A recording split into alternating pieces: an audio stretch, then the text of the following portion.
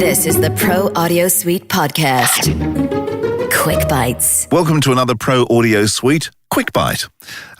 This one, we have a question. It came from Facebook. It was from John Knight Bowers, and it was directed at you, Robbo. He said, I'm just starting out in VO, but have a Pro Tools rig with roots in music, demos, etc.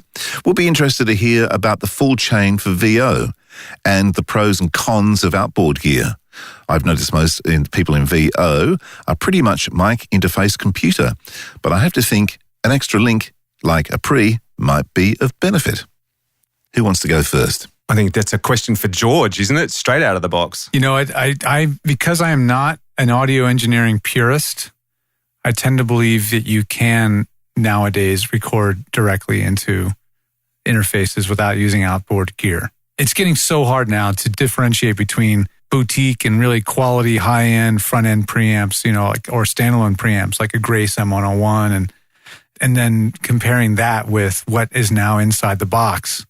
They're just so close nowadays that when I'm setting up a studio for a talent, I always go to the direction of simplicity. If you're an engineer, though, and you know how to use your gear, I don't see why you wouldn't use the tools you have available to you.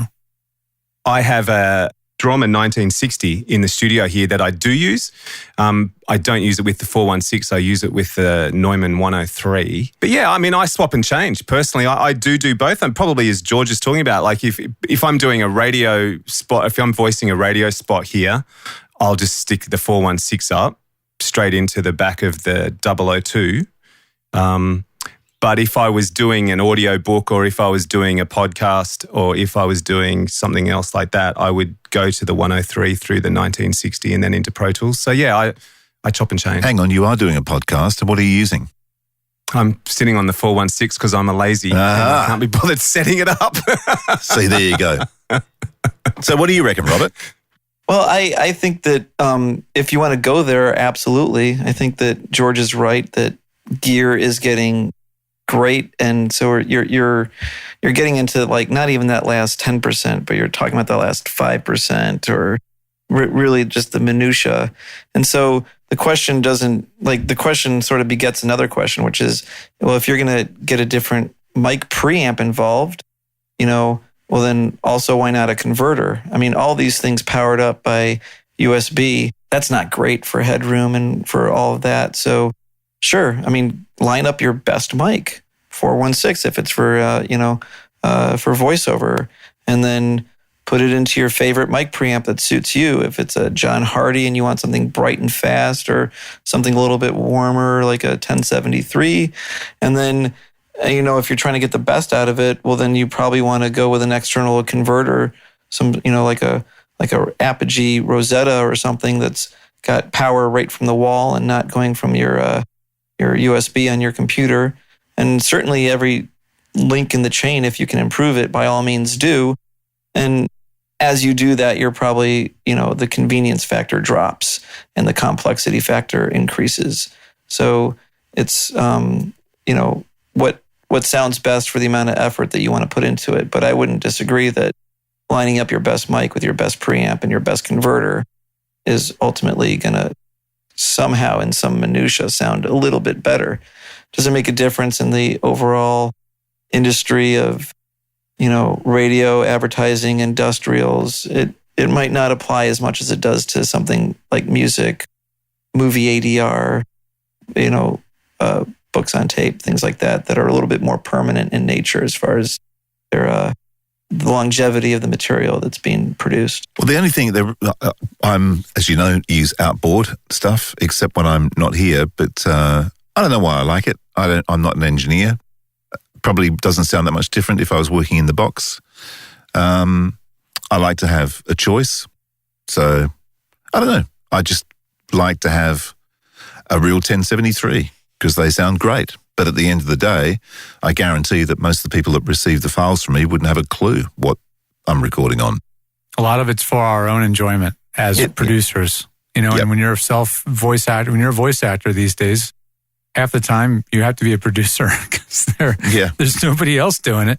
So it's up to you as to how good it's going to sound and how much effort you're going to put into achieving that sound and what efforts you're going to make towards that goal. And are you going to use standalone gear?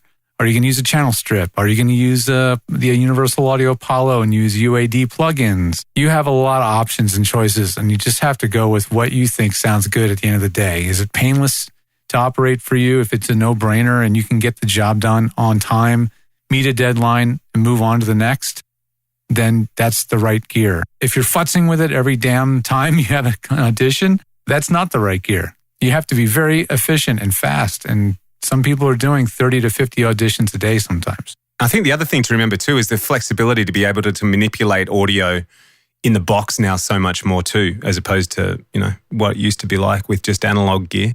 That's the other thing. You can do so much more with it now once it's in the box even, can't you? Yeah. How much of it's psychological?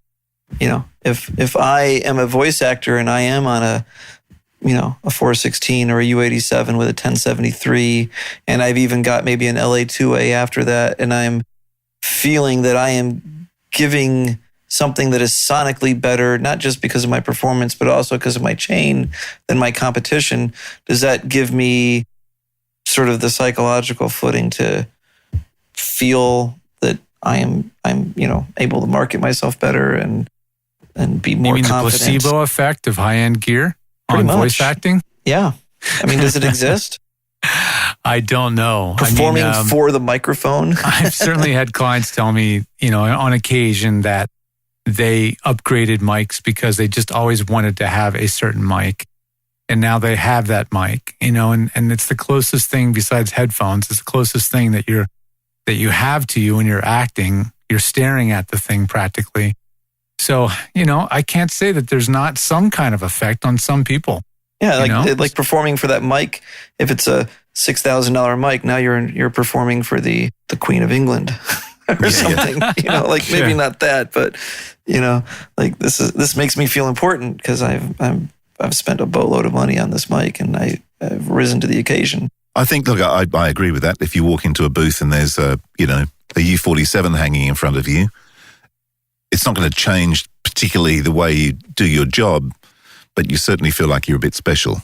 So, well, it's assuming you know what it is, right? Yeah. If you are someone that has an engineering background and chops, then it does matter to you. Yeah. You will think about it. It can mess with your head a little bit if you know that you knowingly chose substandard or lower end gear. It could have an effect. But if you're an actor from the acting school and, you've got a background in theater and television, you're not going to give a rat's ass what's in front of you. You have no idea. You're just acting. So I think it's different. It's very much based on the perspective of who this person is and what their background is. Well, the funny thing is I did go to a session, it was a couple of years ago, and I walked in and there was a 416, and the guy who owned the studio walked in, he said, "Oh, no, don't use that one," and then opened up a box and pulled out a beautiful Neumann and said, "No, we're going to use this one for you." And of course, then I felt really good. It's like... It made you feel special, It did, because they didn't just use the mic that's on the stand collecting dust. Yep. They pulled out a mic out of a box. Exactly. Put it up for you. Yeah. I think there is something to be said for it. I think that probably more so sometimes in music circles, but if you're playing through a certain amp and maybe it doesn't actually sound different, but then you are feeling inspired because you're playing through a 1965 Fender and you're like, God, this sounds better than I've ever sounded before, when maybe that's all in your head, but that reinforcement just makes you play better. And maybe there's that little, maybe we are talking about the little 5% difference between the built-in emulated preamp of a 1073 and a real 1073 or whatever it might be. All those little 1 and 2 and 3 and 5% differences add up to maybe an overall better performance and better recording. Yep, maybe. But then again, I also remember it was a friend of mine called up and he said, "I've just received a file for this thing I'm working on." He said, "I don't know what they use and what sort of microphone they're using, but it sounds amazing." And I found out who he got it from. So I called the studio and said, "Look, I've just been talking to someone who said how incredible the sound of the microphone was. What have you got?" They went, and they'd just bought the Telefunken U47. And I'm not quite sure what the preamp was, but I know at that time it was a $20,000 chain. And you could hear it. It sounded amazing. If you've got everything else nailed, like your acoustics are beautiful, your mic technique is spot on, your noise floor is down below minus 60 or 65, you've got all that stuff nailed. Yeah. Then yeah, man, it's going to make a difference.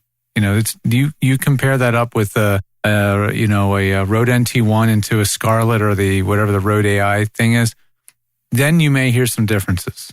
You know, that's where it's going to make a difference. But for someone whose studio isn't dialed in to that extent, that difference is going to be lost on you.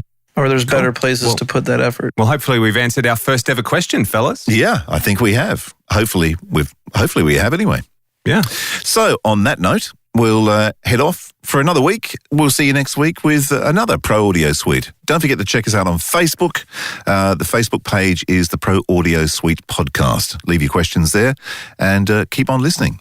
Adios. Goodbye. Wipe the tear, baby dear, from your eye. Though it's hard to part, I know I'll be tickled to death to go. Don't cry, don't sigh. There's a silver lining in the sky.